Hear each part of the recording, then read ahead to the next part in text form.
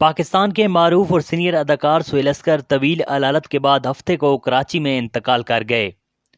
انہوں نے اپنے کیریئر کا آغاز ملتان میں تھیٹر اور ریڈیو سے کیا، جس کے بعد لاہور اور پھر کراچی چلے گئے۔ سہیل اصغر نے ڈراموں اور فلموں میں کامیاب پیشہ ورانہ زندگی میں کئی ڈرامہ سیریل ایسے کیے جنہوں نے شہرت کے ریکارڈ قائم کیے۔ انہوں نے اپنی سادہ طبیعت اور عامیانہ انداز میں اداکاری سے اپنی صلاحیتوں کا لوہا منوایا۔ ان کی اہلیہ کے مطابق سہیل اصغر گزشتہ 1.5 سال سے علیل تھے۔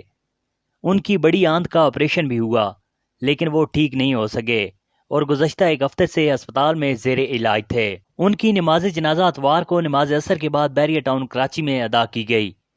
سہیل اصغر کا شمار پاکستان کے کامیاب اور بہترین اداکاروں میں کیا جاتا ہے۔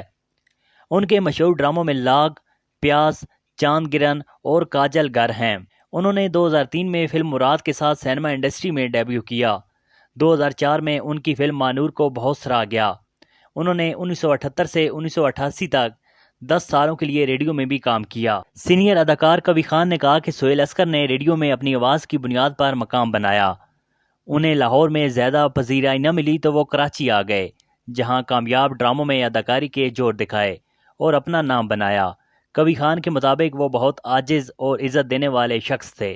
ان کے ساتھ کئی ڈراموں میں کام کرنے والے اداکار فردوس جمال نے بتایا کہ سہیل اصغر نے جس مستند انداز میں اداکاری کے جوہر دکھائے، اس کی مثال ملنا مشکل ہے۔ وہ ایک عام گھرانے سے تعلق رکھنے کے باوجود شہرت پانے پر بھی عاجزی و انکساری سے پیش آتے تھے۔ فردوس جمال کے مطابق لاہور میں جب انہوں نے اکٹھے تھیٹر شروع کیا تو اس میں غیر مہذب اور اخلاقیات سے عاری حرکتیں عام ہو گئیں۔ پھر وہ کراچی آئے جہاں ڈراموں میں کام کیا۔ ان کا کہنا تھا کہ آج کل کے ٹرینڈز کے مطابق سینئرز کام نہیں کر سکتے، لہٰذا وہ بھی آخری عمر میں طویل علیل رہے اور ذہنی دباؤ میں زندگی سے محروم ہو گئے۔